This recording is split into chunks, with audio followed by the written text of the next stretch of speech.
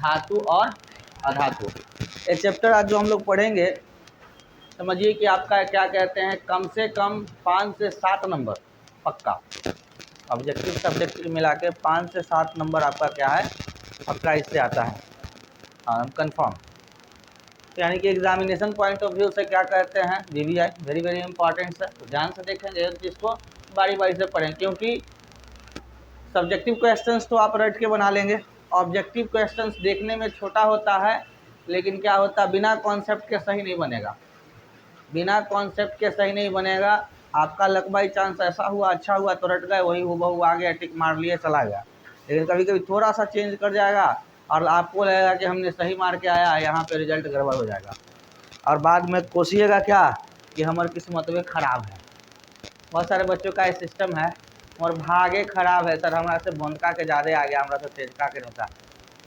तेज भोन कुछ नहीं होता, जो जीता वही सिकंदर, जो सबसे आगे है, जिसका रिजल्ट आया उसी को मानेंगे कि तेज है, जिसका रिजल्ट नहीं आया उसको नहीं मानेंगे तेज। के दिन पर तो आज हम लोग थोड़ा बहुत, ज़्यादा नहीं, उसके तत्वों का वर्गीकरण चैप्टर्स में इसके बारे में डिटेल वहाँ पढ़ना ही है, लेकिन यहाँ बस जान लेना है कि यही हमारा क्या है, क्या है, आवर्त सारणी है, पीरियोडिक टेबल है। आगे चल के आप 12th क्लासेस में जाइएगा, 11th क्लासेस में, इंटर वगैरह साइंस से अगर हैं लेते हैं तो आपको ये सारी चीज़ों को फिर से पढ़ना होगा।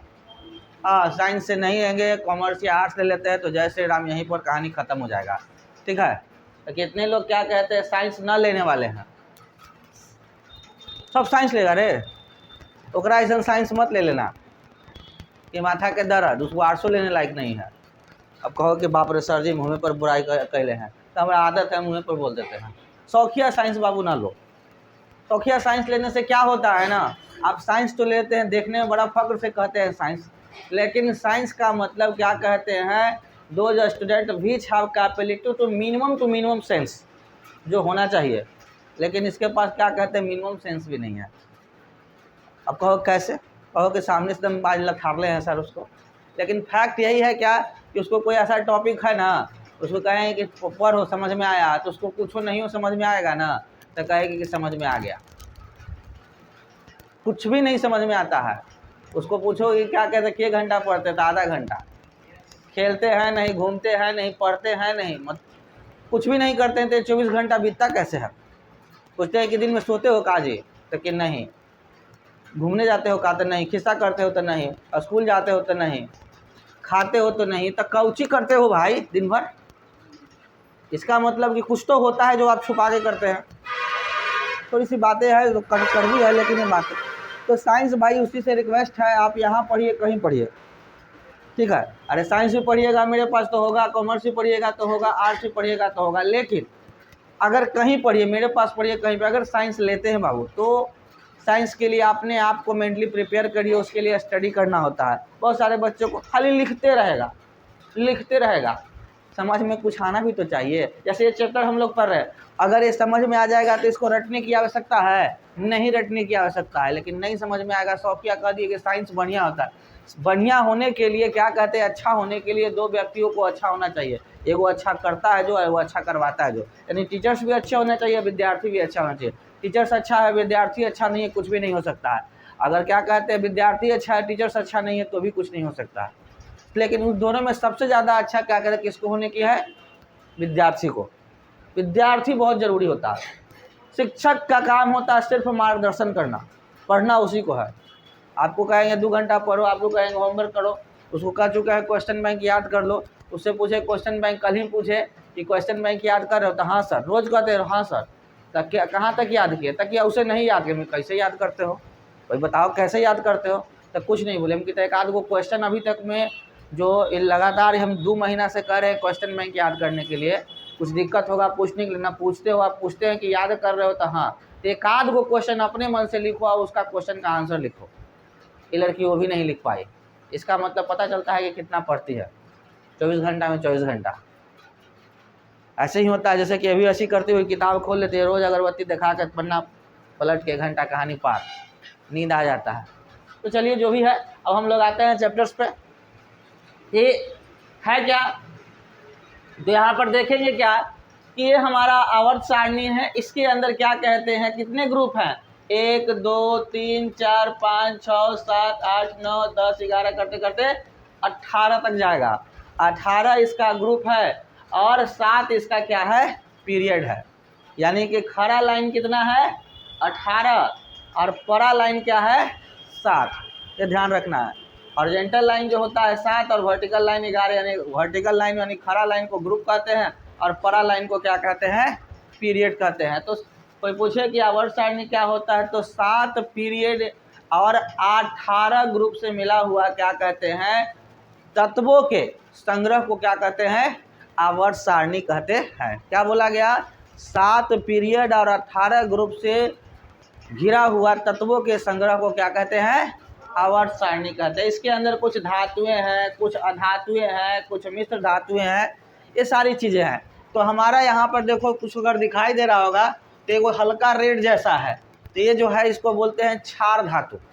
क्या कहते हैं, क्षार धातु। अब क्षार क्या होता है, तो अम्ल क्षार और लवण में हम पढ़ा चुके हैं कि अम्ल क्या होता है, क्षार क्या होता है और लवण क्या होता है। तो क्षार कैसा होता है, खट्टा होता है कि मीठा होता है कि तित्ता होता है, कसैंधा होता है, कैसा होता है, कड़वा होता है, कसैंधा होता है, ठीक है। उसी तरह से क्या होता है, इसके अंदर धातुओं के बारे में बताया गया, कौन से धातु हैं, कौन अधातु है। तो इसमें देखो रंग वगैरह दिखाया गया है, रंग तो क्लियर नहीं हो रहा है, लेकिन बिल्कुल व्हाइट जैसा जो है उसे क्या कहेंगे, अधातु गुण का रखेंगे। जो क्या कहते हैं उससे थोड़ा बोल्ड व्हाइट है उसे संक्रमण धातु के रूप में रखेंगे। कुछ लेंथेनाइड है, कुछ एक्टेनाइड है, लेंथेनाइड एक्टेनाइड ये सब होता है। तो ओवरऑल आपको बस इतना समझ लेना है क्या कि इस चैप्टर्स को पढ़ने के लिए कि हमारा जो होता है आवर्त सारणी में धातुओं भी होती है, अधातु भी होती है और मिश्र धातु भी होती है, ठीक है। लेकिन इस चैप्टर में हम लोग धातु और अधातु के बारे में पढ़ना है। जैसे कि हमारा लोहा क्या है, धातु है कि अधातु है, धातु है, ठीक है। अब धातु क्यों कहेंगे इसको, तो ये सारी चीज़ों को हम लोग आगे चैप्टर्स में पढ़ेंगे। तो इस चैप्टर के इंट्रोडक्शंस को देखेंगे।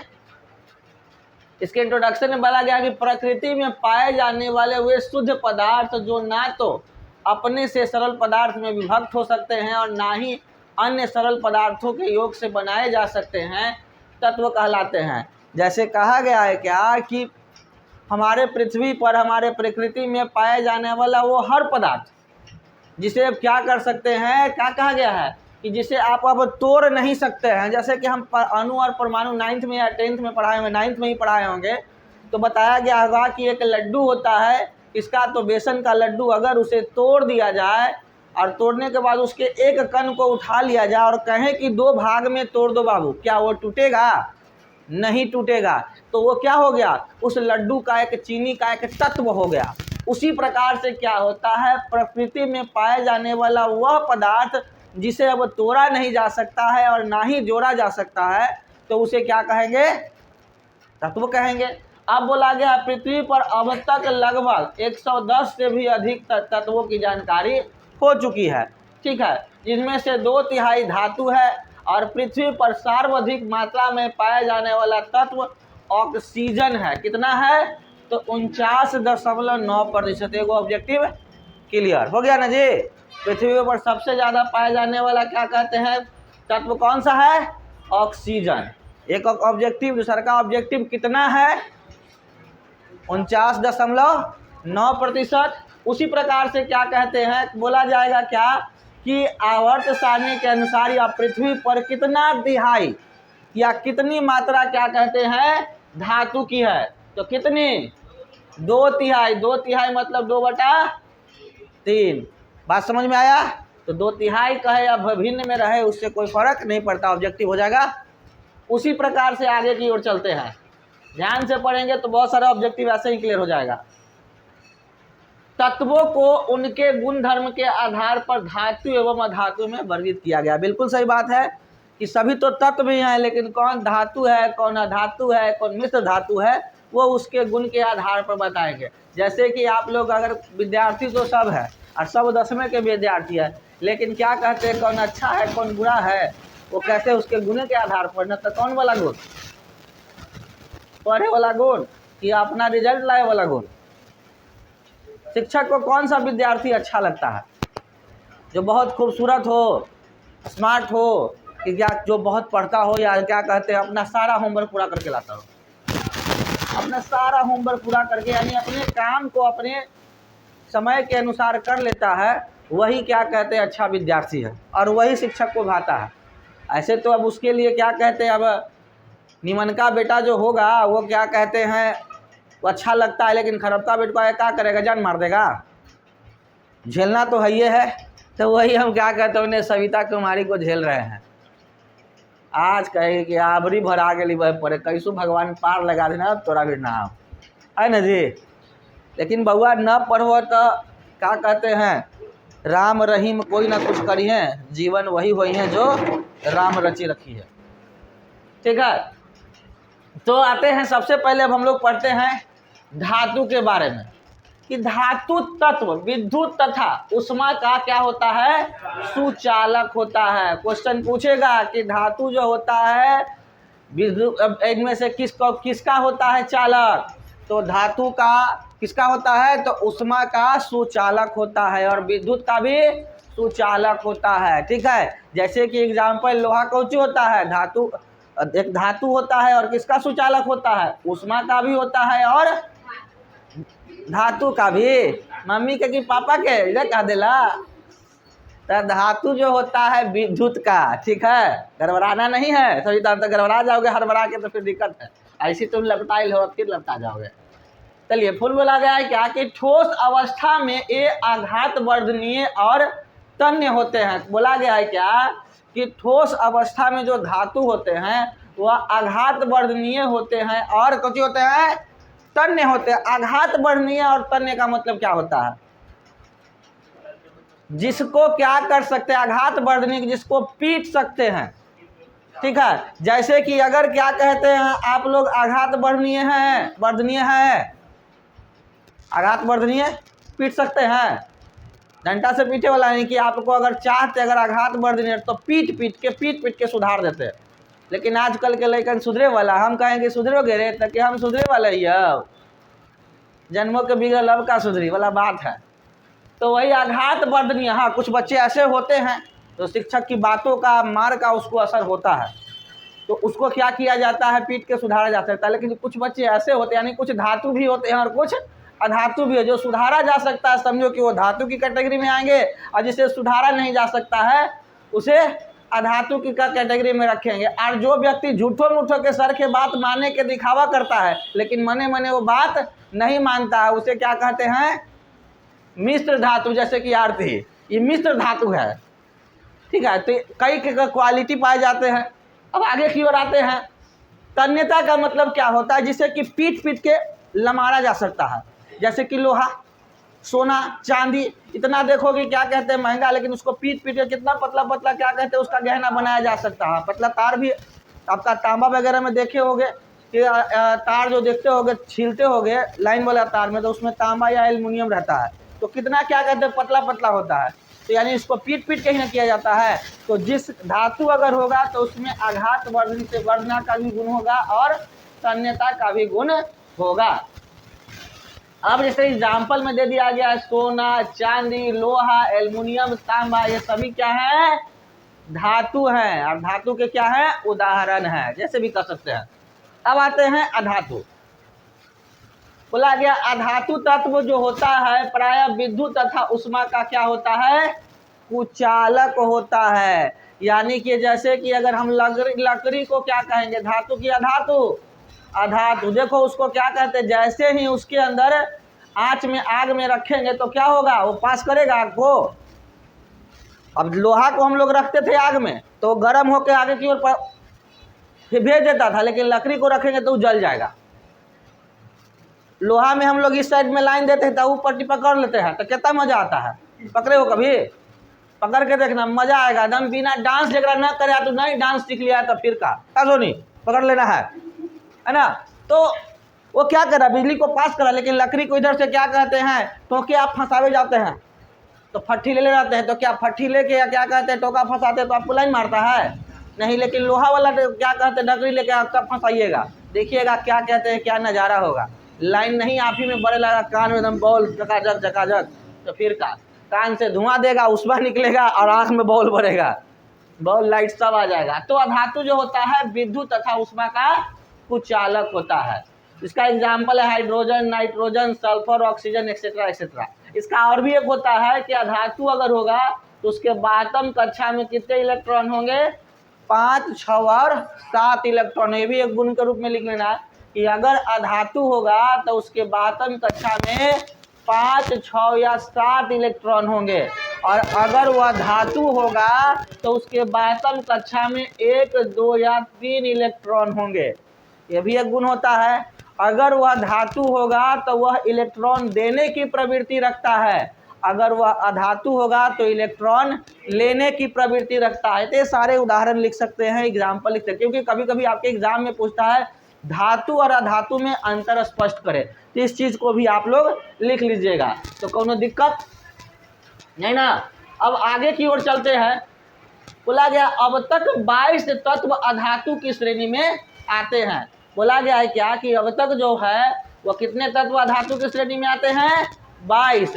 इनमें 11 अधातुएं गैसीय एवं 1 अधातुएं द्रव हैं, जिसको हम लोग, और वो क्या है, ब्रोमीन है, और 10 अधातुएं ठोस के रूप में पाई जाती है। बोला गया है क्या कि टोटल कितना धातु, 22 गो में 11 गो क्या होगा, गैस होगा, एगो क्या होगा, लिक्विड होगा, द्रव होगा, और बाकी जो बचा कितना, 10 गो, तो वो क्या हो गया, गैस हो गया, द्रव हो गया, तो बचेगा जो क्या होगा, ठोस होगा।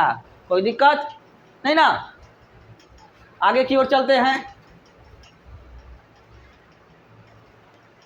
अब आते हैं यहाँ पे। बोला गया है क्या कि जो हमने अभी पढ़ा उसको क्या कहते हैं, धातु और अधातु अंतर के रूप में किया गया है। तो आप लोग इसके पॉइंट्स को लिख लीजिएगा, जो हमने बताया है वही चीज यहाँ पर अंतर के रूप में लिखा हुआ है। गुण के आधार पर, चमक के आधार पर, आघात वर्धना के आधार पर, विद्युत के चालक के आधार पर, उष्मा के चालक के आधार पर अलग अलग चीजों को बताया गया। इसको आप लोग क्या कीजिएगा, नोट कर लीजिएगा। एग्जाम में अगर 3 नंबर में पूछे तो 3 गो अंतर लिखना है, 5 नंबर में पूछे तो 5 गो अंतर लिखना है, ठीक है। क्योंकि 3 नंबर मतलब 3 अंतर, 5 नंबर मतलब 5 अंतर, ज़्यादा लिखने की आवश्यकता नहीं है। अगर तुम सोच लोगे ना कि हम ढेर पढ़ना भर देंगे तो वहाँ का जो कॉपी चेक करे वाला कहेगा कि बच्चा तो लुरगर है, तो कहेगा कि तो बाकल है, क्योंकि वो जान रहा है कि अगर जिसको पास समय रहता तो क्या कहते हैं वो ज़्यादा लिखेगा, काम भर लिखा के आगे बढ़ेगा। आज कुछ बच्चा ढेर क्यों लिखता है, क्योंकि देख रहा है एक बात तो हमारा आईबे नहीं करता, कम से कम यही से कॉपी भर दे। बहुत बार क्या कहता है, कॉपी जो चेक करने वाला होता है, एक समय की बात है हम कॉपी चेक कर रहे थे बहुत पहले, तो वहाँ पर क्या होता था ना, कोई बच्चा क्वेश्चन कुछ है, आंसर एक गो, मतलब 3 गो क्वेश्चन लिख दिया, अब फिर वही वाला आंसर, दूसरा क्वेश्चन भी लिख दिया, फिर वही वाला आंसर। अरे मतलब कुछ मतलब ऊपरे कुछ भरा क्या, नीचे दम वही कहानी लिख ले है। कोई तो गाना लिख के आ जाता है, कोई क्या कहता है 10-20 गो रुपया रख देता है, कहता है कि हम बहुत गरीब परिवार से हैं, हमको कैसे पास कर दीजिए, नंबर दीजिए। खास करके मैथ वाले में कॉपी में तो हम लिखले रहता है, क्या है नहीं है, पूरा दुनिया जहाँ लिखा रहता है। तो आप लोग भी ऐसे नहीं करना है, क्योंकि वैसे करने से कभी आपका कोई टीचर्स नंबर नहीं देता, पैसा रख लेगा लेकिन क्या कहते हैं कभी आपको नंबर नहीं देगा। और जो इंसान रोते रहता है अपना कि क्या कहते हैं हमसे कुछ नहीं होगा, हमको ये दिक्कत है, हमको वो दिक्कत है, तो तुम्हें लगता है कि अगला व्यक्ति मदद कर देता है, उसको कोई मदद नहीं करता, सिर्फ और सिर्फ लोग उस पर हंसता है। भगवान भी उसी की मदद करते हैं जो अपने से मेहनत करता है। जो दूसरे पर आश्रित रहता है, दूसरे के सामने रोते रहता है, उसको कोई मदद नहीं करेगा, सिर्फ और सिर्फ हंसेगा। इसीलिए जीवन में ये बात एकदम गांठ बांध लो, किसी के सामने रोना नहीं है, अपना मेहनत से करना है और आगे की ओर बढ़ना। और हर विद्यार्थी में, हर व्यक्ति में क्वालिटी होती है कि वो चाहे तो मेहनत से करके दुनिया बदल दे, लेकिन वो करना नहीं चाहता। जैसे कि हमने इसको बोला, उसको बोला, हर व्यक्ति को बोला, बस इसको मजाक के रूप में लिया, लेकिन क्या कहते हैं हर व्यक्ति को बोला। कमियां हैं लेकिन कमियों को सुधारा जा सकता है, हर व्यक्ति के पास होता है, लेकिन हम सोचते हैं कि ना हम तो बस जे हैं वही में ठीक है, तो फिर कैसे सुधरेगा। तो बाद में क्या कहते हैं, आप नहीं सुधरे तो आने वाली पीढ़ी को सुधारने की कोशिश कीजिएगा। लेकिन कहा जाता है क्या कि खुद ही को कर इतना बुलंद कि खुद खुदा कहे बोल तेरी रजा क्या है। मतलब क्या होता है, अपने आप को इतना बड़ा कर लेंगे मेहनत करके कि भगवान कहे कि जो बोलो तुमको क्या चाहिए। आपको क्या कहते हैं, किसी से मांगने की जरूरत नहीं है, छीनना सीखो। मांगे वाला तो भीख मंगा होता है, छीनने वाला शहंशाह होता है, जीतता है।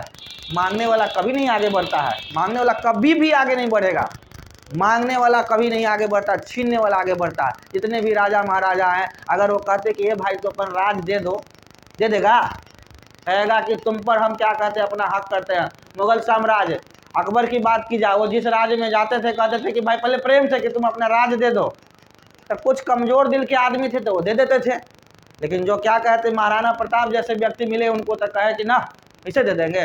कई बार युद्ध लड़े, तब जाके भले बाद में 2 बार 3 बार हारते हुए फिर जीते, लेकिन वो लड़ते हुए ना ऐसे कैसे कर देंगे।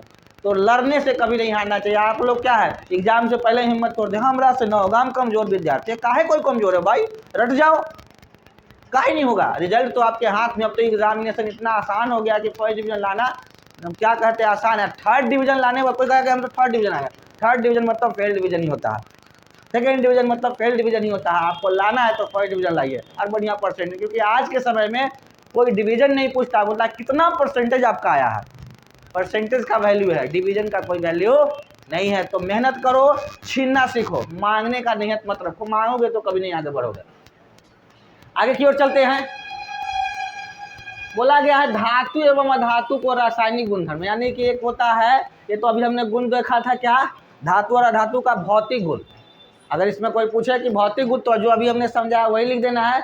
अब क्या कहते हैं रासायनिक गुण क्या है, तो पहला है कि धातु जो होता है ऑक्सीजन से अभिक्रिया करता है तो क्या होता है, तो बोला गया है कि जब धातु ऑक्सीजन से अभिक्रिया करता है तो धातु का ऑक्साइड बनाता है। जैसे कॉपर क्या है, धातु है कि अधातु है, तांबा धातु है जी, सोनी सोना धातु है कि अधातु है, धातु है, सब बात। अब यह कॉपर ऑक्सीजन से अभिक्रिया बनाया तो किया तो क्या बना, कॉपर डाइऑक्साइड। उसके बाद क्या, कॉपर ऑक्साइड। उसके बाद एल्युमिनियम ऑक्सीजन से अभिक्रिया किया तो एल्युमिनियम का ऑक्साइड बना। इस तरह से धातु ऑक्सीजन से अभिक्रिया करेगा तो धातु का ऑक्साइड बनेगा, चाहे वो फेरस हो, लोहा हो, एल्युमिनियम हो, कॉपर हो, कुछ भी हो, वो ऑक्साइड ही बनाएगा। अब बोला गया आगे बोला कि धातु ऑक्साइड क्षारीय यानी बेसिक गुण के होते हैं, इसमें कुछ जल में घुलकर क्षार प्रदान करते हैं, यानी कि कुछ धातु ऐसे होते हैं और धातु के ऑक्साइड वो जल से अभिक्रिया करते हैं और क्या बनाते हैं, क्या बनाते हैं जी, देखो यहाँ पर धातु ऑक्साइड क्षारीय गुण के होते हैं, इसमें से कुछ जल में घुलकर क्षार बनाते हैं, यानी धातु के ऑक्साइड को जल से अभिक्रिया कराएंगे तो क्या बनाएगा, क्षार। ये हमारा क्या है, क्षार है, ठीक है। तो अगर हम लोग धातु को ऑक्सीजन से अभिक्रिया करेंगे तो धातु का ऑक्साइड बनाएगा, और धातु का ऑक्साइड जल से अभिक्रिया करेगा तो क्या बनेगा, क्षार बनेगा, यानी वह जल से भी अभिक्रिया करता है। उसके बाद फिर यहाँ पे बोला गया है सोडियम और पोटेशियम जैसे धातु खुले हवा में आकस्मिक आग पकड़ लेते हैं, जिसे रोकने के लिए इन्हें केरोसिन तेल में डुबाकर रखा जाता है। यानी अगर सोडियम और पोटेशियम को, ठीक है, अगर प्योर सोडियम और पोटेशियम हो और उसको अपने हाथ में रख लेंगे, ठीक है, तो अपने आप क्या हो जाएगा, जल उठेगा, और उसे क्या कहते हैं हवा के यानी कि हवा के संपर्क में लाएंगे और वो ऑटोमेटिक जल उठता है। यानी क्वेश्चन पूछ सकता है कि इसमें से कौन सा ऐसा धातु है जो हवा के संपर्क में आने से क्या हो जाता है, स्वतः जल उठता है। तो सोडियम भी ऑप्शन में रह सकता है और पोटेशियम भी रह सकता है। अब पोटेशियम का, सोडियम का परमाणु संख्या बताओ, पोटेशियम थोड़ा सा याद नहीं होगा। सोडियम का परमाणु संख्या जी कौन बताएगा, बताओगे तुम, 11। पोटेशियम का तुम जी, तुम कोई पोटेशियम का बताओ, 19। ये सब याद रखना है, कई बार क्लासेस में बता चुके हैं। फिर उसके बाद बोला गया है क्या कि अगर क्वेश्चन ये भी पूछे कि सोडियम और पोटेशियम हवा के संपर्क में आते ही स्वतः जल उठता है, तो उसको जलने से बचाने के लिए किस में डुबा के रखा जाता है, तो केरोसिन में डुबा के रखा जाता है। फिर उसके बाद बोला गया है कि मैग्नीशियम, एल्युमिनियम, जिंक, लेड हवा के साथ धीरे धीरे अभिक्रिया करते हैं, इन धातु पर ऑक्साइड की परत चढ़ जाती है। बोला गया है क्या कि मैग्नीशियम, एल्युमिनियम, जिंक वगैरह जो होता है यह हवा के साथ अभिक्रिया करता है, लेकिन तुरंत अभिक्रिया, त्वरित अभिक्रिया नहीं करता है, धीरे धीरे अभिक्रिया करके उस पर परत जम जाता है। फिर आगे बताया गया है क्या कि हवा में गर्म, आयरन को हवा में गर्म करने पर प्रज्वलित नहीं होता है, लेकिन ज्वाला में लौह चूर्ण डालने पर वह तेजी से जलने लगता है। बात समझ में आ रहा है। सबसे पहले कि आयरन का भी, लोहा का भी एक धातु है, और धातु क्या होता है, जब जैसे ही हवा के संपर्क में आता है तो उससे क्या करता है, अभिक्रिया करता है ना जी, जंग लग जाता है।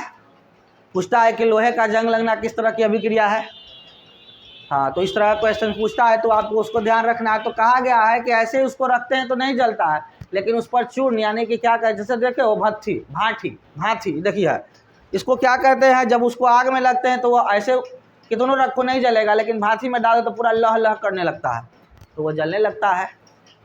उसके बाद आगे भी चलते हैं।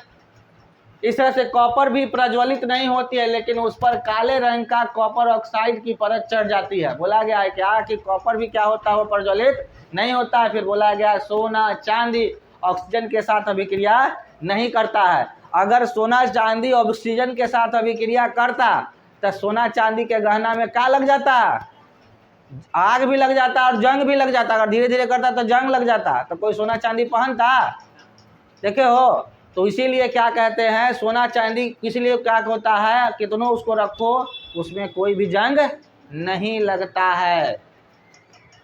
उसके बाद आते हैं उभयधर्मी ऑक्साइड। वे अगर पूछा जाए कि उभयधर्मी ऑक्साइड किसे कहते हैं, नॉन इंपॉर्टेंट है लेकिन फिर भी पढ़ते चलते हैं कि उभयधर्मी ऑक्साइड क्या होता है। तो वे धातु जो ऑक्साइड से जो अम्ल तथा क्षार दोनों से अभिक्रिया करते हैं और लवण और जल उत्पन्न करते हैं, उसे क्या कहते हैं, उभयधर्मी ऑक्साइड। कहा गया है क्या कि वैसा ऑक्साइड यानी धातु का ऑक्साइड जो जल से अभिक्रिया करता है या अम्ल या क्षार से अभिक्रिया करता है, दोनों से अभिक्रिया करके क्या बनाता है, लवण या जल बनाता है। सिंपल सा भाषा में पूछा जाए कि वैसा धातु का ऑक्साइड जो अम्ल एवं क्षार दोनों से अभिक्रिया करता है और करने के बाद क्या बनाता है, लवण और जल बनाता है, तो उस तरह के क्या कहते हैं, ऑक्साइड को हम लोग क्या कहते हैं, उभयधर्मी ऑक्साइड। 3 नंबर में पूछेगा तो 3 नंबर में, नहीं पूछेगा तो नहीं पूछेगा। कहा गया क्या कि उभयधर्मी ऑक्साइड क्या होता है, तो वैसा ऑक्साइड जो अम्ल या क्षार दोनों से अभिक्रिया करेगा और अभिक्रिया करने के बाद क्या बनाएगा, लवण या जल बनाएगा, तो वैसे ऑक्साइड को क्या कहेंगे, उभयधर्मी ऑक्साइड। आगे की ओर चलते हैं, जल के साथ अभिक्रिया। तो धातु जब जल के साथ अभिक्रिया करेगा तो क्या बनाएगा, धातु ऑक्साइड प्लस हाइड्रोजन। अब यहाँ पर क्या है, सोडियम क्या है, धातु है कि अधातु है, बताओ जी तुम, कुछ नाम है खुशबू, सोडियम धातु है कि अधातु है, धातु है, शाबाश। या जल से अभिक्रिया किया तो क्या बनाया, धातु का ऑक्साइड और क्या, हाइड्रोजन। दिमाग में रखना है कि अगर क्या कहते हैं धातु होगा, अब जल से अभिक्रिया करेगा तो धातु का ऑक्साइड और बच जाएगा हाइड्रोजन, क्योंकि उसका ऑक्सीजन क्या होगा, ये क्या हो गया H प्लस और OH माइनस में टूट गया H2O, तो ये क्या हो गया, अलग हो गया और OH क्या हो गया, इसके साथ जुड़ गया, तो धातु का ऑक्साइड तो बन गया और उसके साथ बचा हुआ हाइड्रोजन क्या हुआ, गैस बन के उड़ गया।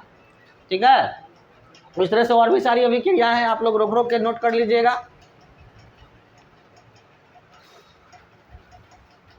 अब आते हैं सोडियम पोटेशियम कैल्शियम धातु ठंडे जल के साथ भी अभिक्रिया करती है। क्या बोला गया है, क्वेश्चन ऐसा पूछ सकता है कि क्या सोडियम पोटेशियम जो होता है जैसे धातुएं ठंडे जल के साथ अभिक्रिया करती है, तो हाँ बिल्कुल अभिक्रिया करती है और क्या बनाती है, तो धातु का ऑक्साइड और प्लस में हाइड्रोजन। ये दिमाग में रखना है, क्योंकि अभी हमने दिखाया था कि धातु क्या होता है, जल से अभिक्रिया करता है। ठीक है, कॉपर मरकरी टीन सिल्वर और गोल्ड जैसी धातु जल के साथ अभिक्रिया नहीं करती है। बोला जाएगा, ये भी क्वेश्चन पूछेगा कि कौन सा ऐसा धातु है जो जल के साथ अभिक्रिया नहीं करता है। उसमें से ऑप्शन ये भी रह सकता है, ये भी रह सकता है, ये भी रह सकता है, ये भी रह सकता है, ये भी रह सकता है।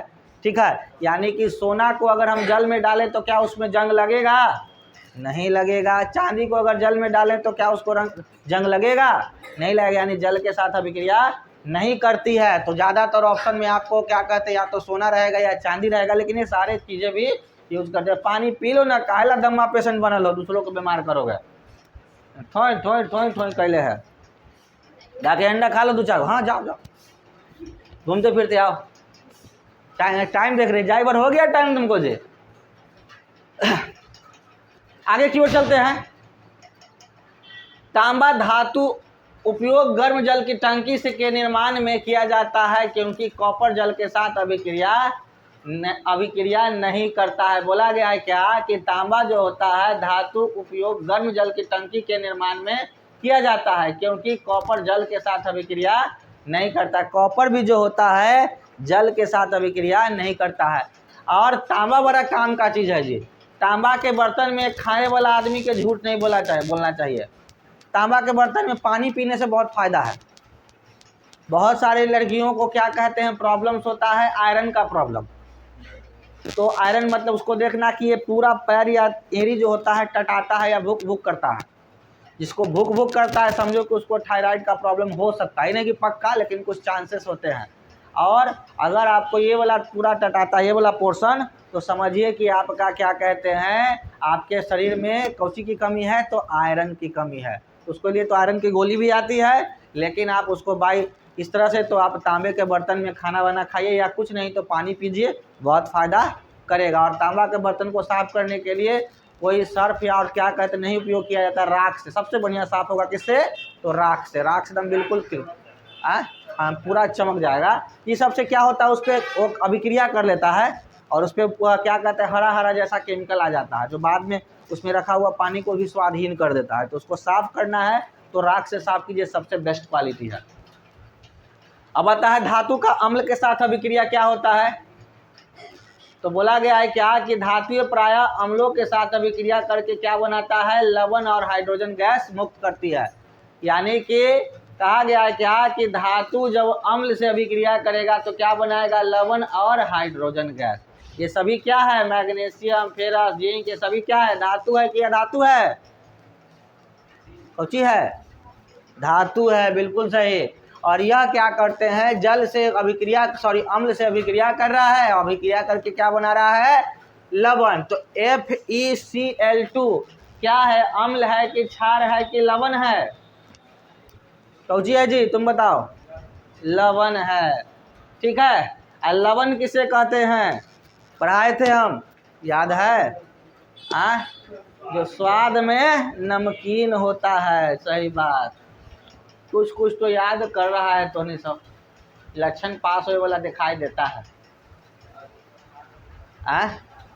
कभी हुआ ना, कभी कभी बता देते हो तो लगता है कि लक्षण है, नहीं तो लगा कि इस बार तो, क्योंकि मेरे यहाँ का रिकॉर्ड है बाबू, कभी कोई बच्चा शायद कोई फेल करता है, कोई डिवीजन में पास करता है, लेकिन इस साल नैया डगमगाई दिखाई दे रहा है, कोई पढ़ ही नहीं रहा है ढंग से। अब मारने का भी इच्छा करता नहीं है, क्या मारे, गधा को हो गया क्या मारे। फिर लवण के साथ अभिक्रिया, तो बोला गया है क्या कि धातु लवण के साथ अभिक्रिया करके क्या बनाता है, लवण विलयन और धातु बनाता है। या क्या किया, जिंक ने कॉपर सल्फेट से अभिक्रिया किया और जिंक सल्फेट बनाया और शायद में शुद्ध क्या कहते हैं धातु प्राप्त हो गया। ठीक है, ये क्या है, शुद्ध धातु प्राप्त हो गया। तो सारे रिएक्शंस को आप याद रखिए। कभी कभी होगा कि इधर वाला रिएक्शन दे देगा, इधर वाला रिएक्शन को कहेगा कि फुलफिल करे, 1 नंबर में या 2 नंबर में आएगा। तो ये सब चीज़ों को ध्यान रखिए, याद करते जाइएगा, या बार बार प्रैक्टिस कीजिएगा ना तो क्लियर हो जाएगा। अच्छा, जितने भी लोग जो हैं सबने तो क्वेश्चन बैंक ले ही लिया है, तो क्लासेस में टेस्ट तो हो ही रहा है सैटरडे। अब आप लोग क्या कीजिए, खुद से 2016, 2005, 2009, 2010, 2011 खुद से याद कर लीजिए। और वो तो चल ही रहा है, वो तो आपका ऑब्जेक्टिव का चल रहा है, क्विज चल रहा है, वो सब कुछ चल रहा है, हम ही करवा रहे हैं, ऐसा नहीं है। लेकिन क्या है कि आपको जो करना क्या है कि 1 साल का पूरा याद कर लीजिए और घर ही बैठ कर 3 घंटा टेस्ट दीजिए और देखिए कि अगर 3 घंटा का क्वेश्चन है तो हम 3 घंटा में सॉल्व कर पाते हैं कि नहीं। क्योंकि अगर आप 3 घंटा का क्वेश्चन 2 घंटा में भी सॉल्व कर रहे हैं तो भी गड़बड़ है, क्योंकि पक्का छूट रहा है। आप महान व्यक्ति नहीं है कि क्या कहे 3 घंटा का क्वेश्चन को 1 घंटा में सॉल्व कर दीजिएगा।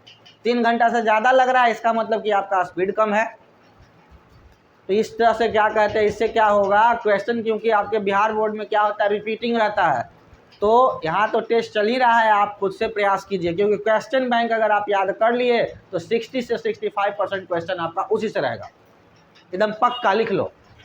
तो उसको छोड़िए नहीं, एक्स्ट्रा में जब भी टाइम मिले क्वेश्चन बैंक को रटना एकदम शुरू कर दीजिए।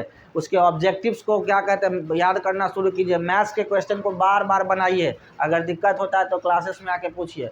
टारगेट बनाइए कि आज 2010 के क्या कहते हैं टोटल ऑब्जेक्टिव को बना जाना है, अगला दिन टारगेट टोटल सब्जेक्टिव बना जाना है। इस तरह से क्या होगा, धीरे धीरे आपका क्वेश्चन बैंक भी खत्म होते चला जाएगा, नहीं तो फिर दिक्कत होगा जी।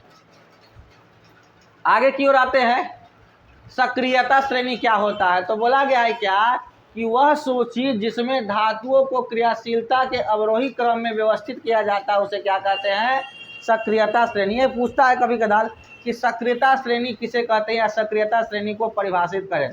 तो बोला गया है क्या कि वह सूची या वह श्रेणी जिसमें धातुओं को एक क्रियाशीलता के अवरोही क्रम में व्यवस्थित किया जाता है, मतलब रख दिया गया और दिखाया गया क्या कि सबसे क्या कहते हैं ज़्यादा या सबसे कम, यानी इंक्रीजिंग ऑर्डर में या डिक्रीजिंग ऑर्डर में, कि कितना ज़्यादा वह रिएक्टिव है, कितना ज़्यादा वो रिएक्शन करता है, अभिक्रिया करता है। तो उसके गुण को अगर एक या तो घटते हुए क्रम में या तो बढ़ते हुए क्रम में सजा दिया जाता है, और वो भी क्या कर रहा है यहाँ अवरोही क्रम में। दो क्रम का होता है, अवरोही और आरोही। तो आरोही मतलब क्या होता है यही पूछ लेते हैं। आरोही मतलब बढ़ते हुए क्रम और अवरोही मतलब घटते हुए क्रम। तो यहाँ पर घटते हुए क्रम यानी सबसे पहले ऊपर वाला जो होगा सबसे ज़्यादा रिएक्टिव होगा, उसके बाद सोडियम ज़्यादा रिएक्टिव होगा, उसके बाद कैल्शियम। इस तरह से क्या कहते हैं लिखा हुआ है सबसे अधिक क्रियाशील, और घटते घटते सबसे कम क्रियाशील कौन सी है, गोल्ड। आपका सबसे कम क्रियाशील अभिक्रियाकारी में रहेगा और सबसे ज़्यादा पोटेशियम। कभी कभी क्या होगा कह देगा 3-4 गो धातु का क्या कहते हैं तत्वों का ग्रुप दे देगा, कहेगा कि इसे क्या कहते हैं बढ़ते हुए क्रम में सजाएं या घटते हुए क्रम में सजाएं क्रियाशीलता के आधार पर। तो उसको इस तरह से सजा सकते हैं। इसलिए इस टेबल को आप क्या कीजिएगा, इस श्रेणी को याद कर लीजिएगा, रख लीजिएगा। और कल अगर हमारा समय मिले, हमको मिले, तो हम कल ये सारी चीज़ें पूछेंगे बउआ, पूछेंगे, समझे ना। टाइम कितना हुआ, 12:36। चलते हैं धातु और अधातुओं के बीच में अभिक्रियाएं। तो हमने अभी देखा तो तत्वों की अभिक्रियाशीलता संयोजकता कोष को पूर्ण करने की प्रवृत्ति को रूप में समझी जा सकती है। सिंपल सा बात में इसको समझते हैं कि जैसे देखो अधातु के बाह्यतम कक्षा में कितना इलेक्ट्रॉन होता है, 5, 6 या 7, या तो 5 होगा या तो 6 होगा या तो 7 होगा। और अधातु के बाह्यतम कक्षा में कितना इलेक्ट्रॉन होता है, 1, 2 या 3। तो ये क्या करेगा, 7 वाला 1 से अभिक्रिया करेगा, 6 वाला 2 से अभिक्रिया करेगा और 5 वाला 3 से अभिक्रिया करेगा। ये अगर क्या कहते हैं धातु है तो 3 अभिक्रिया, इसको 3 इलेक्ट्रॉन लूज करेगा और प्लस में क्या हो जाएगा, 5, 3, 8। ये 6 है तो ये 2 ले लेगा, ये क्या हो जाएगा 8 हो जाएगा। और ये भी क्या है 1 लेके क्या हो जाएगा 8 हो जाएगा। तो क्या कर रहा है, तो इस तरह का जैसे कि सोडियम का निर्माण NaRCl, तो सोडियम के बाह्यतम कक्षा में कितना इलेक्ट्रॉन, 1, और क्लोरीन के बाह्यतम कक्षा में कितना इलेक्ट्रॉन, 7। तो 7 क्या करेगा, 1 से कहा मांगा कि भैया दे दे 1, हमारा 8 पूरा हो गया, हमारा स्टेबल होना है, हम भी अमीर होना चाहते हैं, तो ले हमारा फिर फालतू है। तो इससे क्या हुआ, 1 ले लिया, यहाँ वाला उछल के यहाँ आ गया, ये क्या हो गया 8, यानी कि ये क्या हो गया पूरा हो गया। और किसी भी तत्व को क्या कहते हैं रिएक्टिव मोड में होता है, यानी कि उसके अंदर 5, 6, 7 होगा या 1, 2, 3 होगा।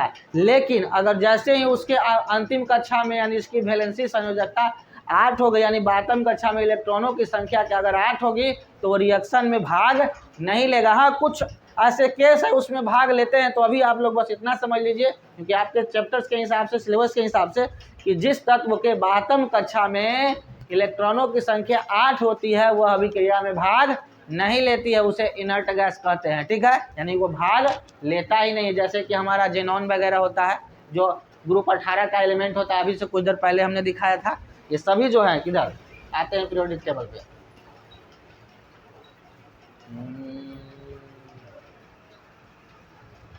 ये 18 वाला जितना एलिमेंट है ये क्या है, सभी क्या है, इसके बाह्यतम कक्षा में कितने इलेक्ट्रॉन है, 8 हैं, और यह अभिक्रिया में भाग नहीं लेता है। चलिए हम लोग आगे की ओर चलते हैं।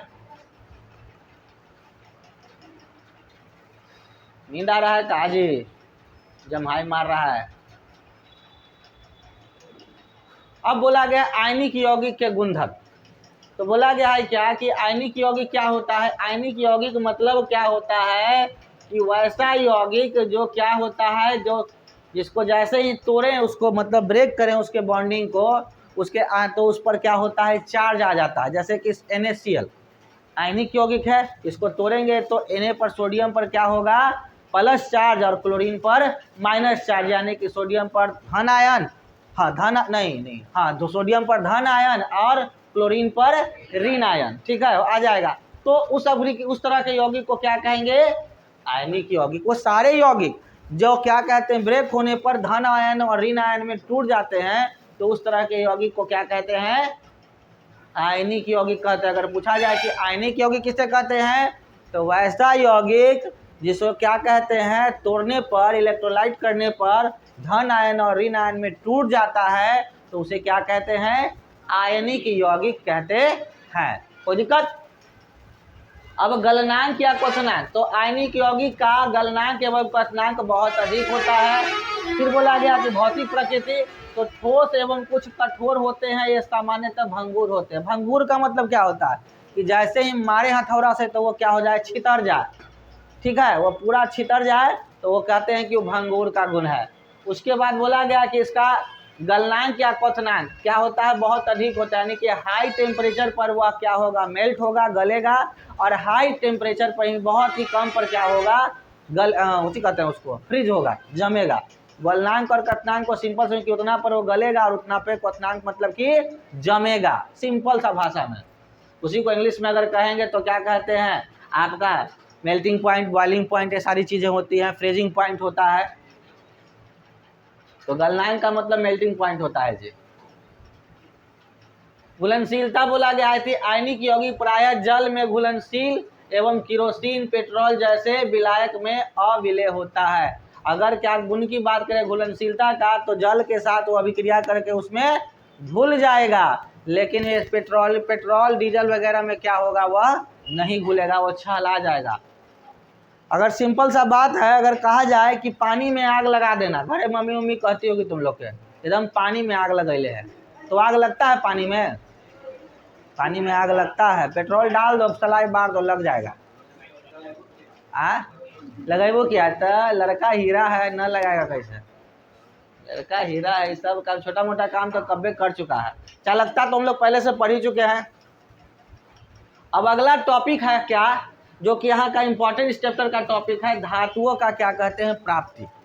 ठीक है, तो धातुओं का प्राप्ति हम लोग क्या कहते हैं, नेक्स्ट पार्ट में देख लेंगे, अगले दिन देख लेंगे, क्योंकि इसमें चलेगा तो पूरा एक दिन चलेगा, क्योंकि यहाँ से चलेगा तो ख़त्म भी नहीं होगा। तो धातुओं की प्राप्ति हम लोग अगले क्लास में देखें। आज जो पढ़ा है उसमें कोई दिक्कत